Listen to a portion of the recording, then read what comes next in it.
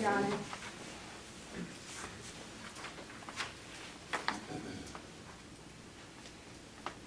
Let me know when I should. You may proceed. They're framing her care as a crime. Miss Berkeley Della Porta walks with purpose down the halls of Miller Tower, her heels clicking in step with the sound of the head of security's boots stomping next to her. Her eyes analytically flick over every last detail of the 40th floor of Miller Tower, as this is her final security walkthrough. You see, this security walkthrough is in preparation for a charity gala she's planning, and well, this gala needs to be perfect. It needs to be perfect because the proceeds will go to So High Children's Hospital, which is a cause that's very dear to her heart.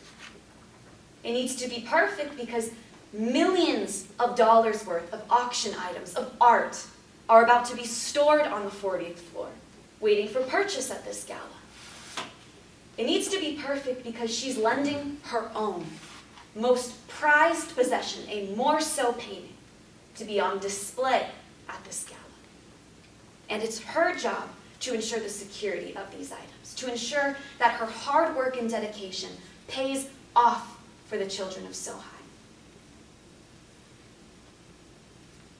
Miss Della Porta has known no greater heartbreak, no intenser shock than finding out that that charity gala, her charity gala, has just been robbed. Millions of dollars worth of artifacts gone. And she feels like she's failed.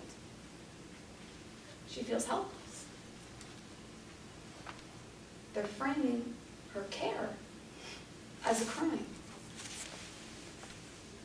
As the defense in today's case, members of the jury, we do not come before you with the burden.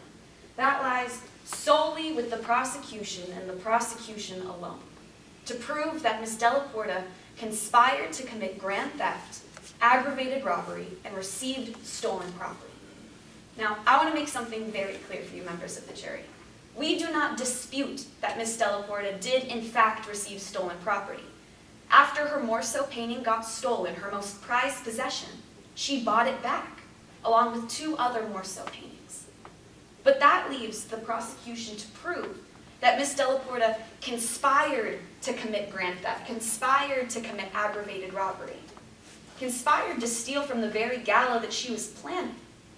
And they must prove this beyond a reasonable doubt, the highest burden in our legal system.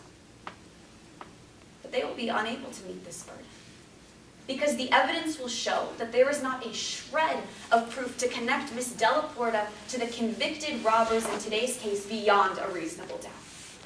So today we're going to bring you someone who was at Miller Tower that night of the heist, Ms. Parker Olaf. And she'll take that stand right there and say that she never saw Ms. Della Porta that night. But then we're going to bring you an expert, Ms. Amari Edney, who will simplify this case for you, telling you who Ms. Della Porta is, who the convicted robbers are in today's case, and how Ms. Della Porta was turned into the only suspect for organizing this heist without any proof behind that accusation. But finally, Ms. Della Porta herself will come before you today, sworn under oath, and will look you in the eyes and tell you that she has no idea how this heist was organized or executed, because she did everything in her power to ensure the security of it, to make sure that the children of So High Children's Hospital received the money they were promised. Members of the jury, they're framing her care for that gala, her care for security, as a crime. But at the end of today's trial, my co-counsel, Mr. Logan Barth, will come before you and ask you to find Ms. Della Porta not guilty, because it's not a crime to care. Thank you. Thank you, counsel.